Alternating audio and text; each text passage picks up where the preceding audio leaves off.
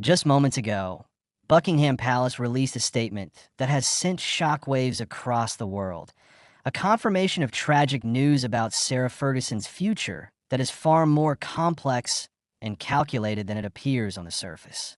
What was presented as a somber health update conceals a web of hidden motives, palace politics, and a story of quiet exile that will redefine the Duchess of York's relationship with the crown forever.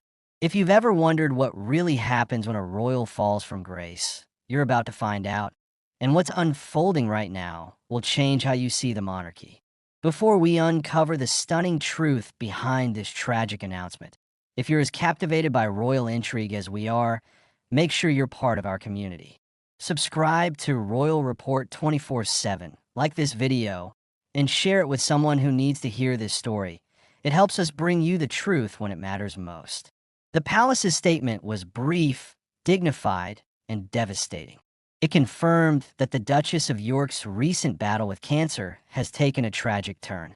The language was careful, mentioning her ongoing recovery challenges and the need for continued privacy and rest. On the surface, it reads as a heartfelt update about a woman's health. But insiders are telling a very different story. This isn't just a medical bulletin.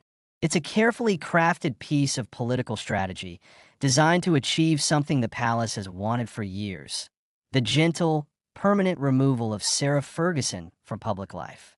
Let's be clear, Fergie's health struggles are real, and our hearts go out to her. But behind closed doors, this tragedy is being used as a pretext to finalize what one source called the Great Severance. For decades, Fergie has existed in a royal limbo, neither fully in nor fully out. She's been a constant, complicated presence, a reminder of a scandalous past the institution would rather forget. And now, under the guise of compassion, the palace is quietly ensuring she never returns to the fold. Why now? The answer lies not in Fergie's health alone, but in the precarious state of the modern monarchy. King Charles is overseeing what he calls a slimmed-down institution, a tighter, more controlled royal brand. There's no room for loose cannons, for unpredictable players, for voices that can't be fully controlled. And despite her recent attempts at rehabilitation, Fergie represents a risk the palace is no longer willing to take. But there's another layer here, one that speaks to the heart of the royal family's internal dynamics. This decision isn't just about Fergie, it's about Princesses Beatrice and Eugenie. For years, the York sisters have navigated a delicate line, building their own semi-independent lives while maintaining their positions within the family. But their mother's presence has always been a complicating factor, a shadow over their integration into the core working royal family. By formally sidelining Fergie, the palace isn't just removing a problem, it's creating a clearer path for her daughters, ensuring their futures aren't hindered by the controversies of her past. And then there's Prince Andrew. His fall from grace left a vacuum, a tainted branch of the family that the monarchy has struggled to contain. Fergie's continued association with him, their shared home, their co-parenting, their strange, enduring partnership has made her a collateral risk in the eyes of palace strategists. In their view, cutting ties with Fergie isn't cruel, it's damage control. It's about building a firewall between the monarchy's future and the ghosts of its past. But perhaps the most shocking revelation from insiders is this: Fergie saw it coming. She knew her return to public life during the king's reign was fragile, conditional. She knew her past, the financial scandals, the tabloid headlines, the relentless drama, made her a liability in a new era obsessed with stability and reputation.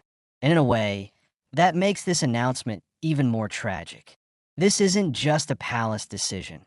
It's the culmination of a lifetime of strained relationships and unforgotten mistakes. What happens next? The Duchess will retreat from public view, yes. But this isn't a retirement. It's a quiet exile. She'll remain at Royal Lodge, supported by Andrew, connected to her daughters, but permanently detached from the machinery of the monarchy. There will be no more joint appearances, no more interviews as a royal insider, no more leveraging her title for commercial ventures. The palace's statement, while framed as concern, is a gentle final door closing. The public will likely never know the full story, the tense meetings, the hushed conversations, the unspoken agreements that led to this moment. But what we do know is this: the monarchy is changing, and it has no room for those who don't fit the mold. Sarah Ferguson, for all her flaws, her resilience, her humanity, never quite fit. And now, under the cover of tragedy, the institution is finally, formally letting her go. If you were moved by this story, if you believe the truth behind the headlines matters, then we need you with us. Subscribe to Royal Report 24/7. Like this video and share it with others who care about the real stories shaping the royal family. The drama never stops, and neither do we.